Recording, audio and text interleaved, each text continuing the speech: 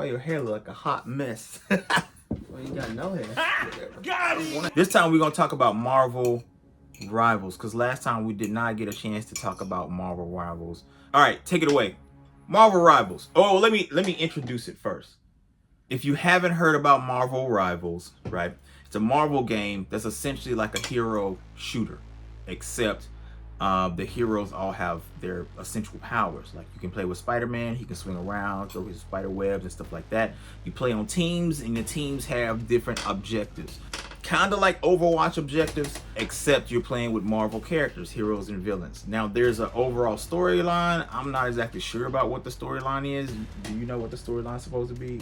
The storyline is that two Doctor Dooms, the future and the present, are fighting with magic and technology to just take over the universe.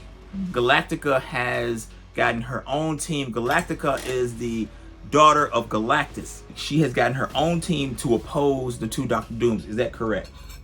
Okay, so that's the overall storyline. Other than that, we don't know anything about, you know, how it plays out. You know, the what? Penny Parker's the main character. Oh, okay, so Penny Parker's the main character. We don't know anything else other than that because the game has not come out yet. It doesn't come out until this December. I personally like it a lot. Like a lot of people say, oh, it's an Overwatch ripoff. The game is really its own thing. You could say that any game with a defense, attack, and support role is somehow related to Overwatch or something like that, if it's a shooter. They have a lot of, like, a wide variety of characters with, like, Star-Lord and Adam Warlock and Mantis and Rocket and Groot. Hawkeye has been confirmed. Captain America. Captain America is coming out. They also got cute characters in there, like Jeff the Land Shark. You know, which you wouldn't expect to see that guy in any game. Yeah, I like Punisher. Punisher, you know, he was essentially the closest thing to Soldier 76. Even though I kept booping myself off the side of a map by shooting the what was it, the grenade, the smoke grenade. Yeah, I know you started getting into Spider-Man because Spider-Man has a lot of mobility. He can get in. I wanted to play him because he was difficult, and I like playing him. He is really difficult. When I played with him, I didn't know what the map was, so I ended up getting stuck. So you can swing around in attack. The problem is that I played a lot of Spider-Man from Insomniac, but the controls don't act like that. So if you're used to that, he swings. The animation looks really close, but the controls don't match. It's the same, but the buttons are different. Yeah, So and he has more attack from a distance buttons with whips from a distance, as opposed to like in the Insomniac game where you can jump in and you attack the people in hand-to-hand combat. It also is unique in the sense that it actually does something with its story, unlike Overwatch. Hopefully this though gets more into, you know, rival story as opposed to Overwatch just kind of going like, hey, we got these cool characters, we got this overarching story. Oh, yeah, we're not going to do anything if you got to listen to their voice lines and stuff like that in order to be able to get anything. I love the story of Overwatch. I was looking forward into getting into more of that story and stuff, and they kind of like was like, nah, we're good where we are. I think Overwatch burned a lot of bridges with a lot of people because of what happened with the launch of Overwatch 2. The launch was so bad. Plants vs. Zombies did too, but yeah, but that game was. I mean, it was bad, but I'm talking about, but it was not. Plants vs. Zombies itself didn't have the reach of Overwatch. It didn't have the expectations of Overwatch. You see what I'm saying? Yeah. Dang, man. I'm hungry. Hold your head up, at least. Come up for air or something. But you brought up another game that you had been playing too. You went back to playing Plants vs. Zombies Garden Warfare. Actually, not Garden Warfare, it was Battlefield. Battle for Neighborville. Big difference. I played a little bit. I like the other game. I like Plants vs. Zombies Garden Warfare better. Essentially, you know, you have the plants and you have the zombies. The plants are trying to protect, what's it called? Neighborville, right? And they're trying to defend the city of Neighborville from Dr. Zomboss and his zombies. A lot of people I like Call of Duty because it's real war. I'd rather play Plants vs Zombies, in my opinion. Yeah, I'd rather play Plants vs Zombies. Plants vs Zombies is a lot more fun. It's cartoony, but we got into Plants vs Zombies, Garden Warfare 1 and 2, and he played that when he was little, and that was kind of like a gateway into Overwatch. I find that if I'm playing a shooter game, I do a lot better when I can see my entire character, when it's in third person, because I can see where I'm going. If I want to dodge behind something, I could see myself dodging behind something, as opposed to Overwatch where it's first person view. And I just felt like sometimes I was always getting shot, especially if you don't know the map. You are going to get stuck behind something or stuck out in the open, or you don't really know if your teammates, I won't say you don't know, but if you're just raw queuing, you know what I mean, with no team, you have to really keep an eye on where your teammates are, because they'll leave you out and high and dry. You out there fighting a war by yourself. You know what I mean? And they'll be to retreated and not give you any kind of knowledge that they're gone. They won't help you, and they won't help you either. And it's kind of like with the third person, you can actually see the other people run away. If they running away and they're around you and you can see yourself, you can hightail it out of there too. You know what I mean? It's easier for me to see that. This video's just been an Overwatch hate fest. It's not. I don't want to say an Overwatch hate fest, man. There was people looking for Overwatch 2 for a long time. I was looking for a PvE. Yeah, and a lot of people were expecting PvE, you know, with Overwatch 2, and it didn't happen. And then they strung people along for a long time, expecting it to happen, and it never did. You know what I mean? And then they came back and was like, nah, it's not gonna happen. So no. And by the way, you don't want to do that either. You think you do, but you don't. I don't want to say boycott. There are some people that are like, man, this game sucks. I'm done with it. That's when they're like, wait.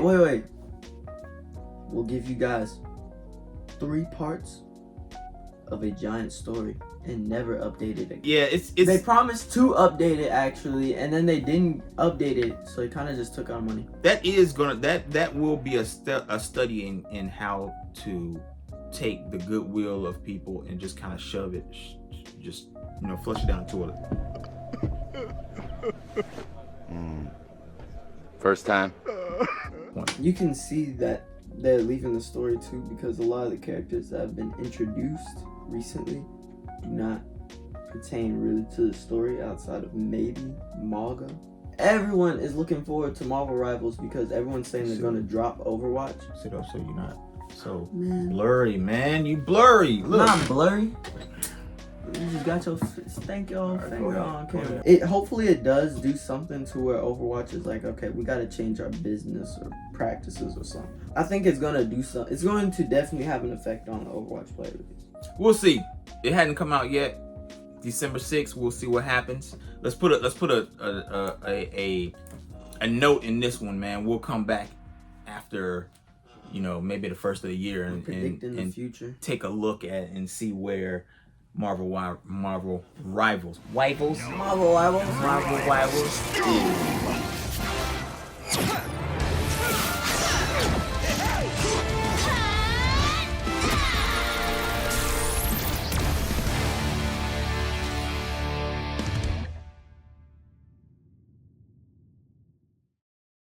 All right, so my last game that I've been playing so far.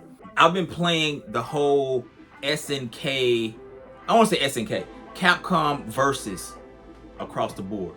Capcom versus Marvel. Capcom versus Street Fighter. X-Men: Children of the Atom. I hadn't played those since I was in college, so it's cool to be able to go back. Capcom released all of these in like a bundle game. It's like a collection game. Before that, they released Capcom versus SNK 3 because Terry was coming out in Street Fighter 6. So I went ahead and downloaded both of those collections and have been playing them. I will say I enjoy, man, there's a big difference between Capcom games and SNK games. If you don't know and you're just like, I'm new to fighting games and you just think that all these games are kind of like, you know, so close together and they look the same, so they act the same. Nah, man, it's completely different. I forget how today in modern gaming, right, controls are a little bit more forgiving.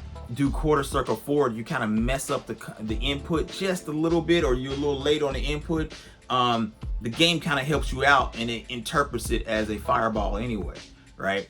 Man, in cap, shut up, man. Hey, get off your phone. They tried to make it a little bit more modern, you know, like a button for supers and stuff like that in this version. But like when you play classically, man, it's difficult. Going back and forth from modern games to like the older games, it'll mess you up, man. It'll mess you up. Playing more modern games, you've grown soft. Yeah, I will say that. Yeah, playing more modern games. Forget how hard those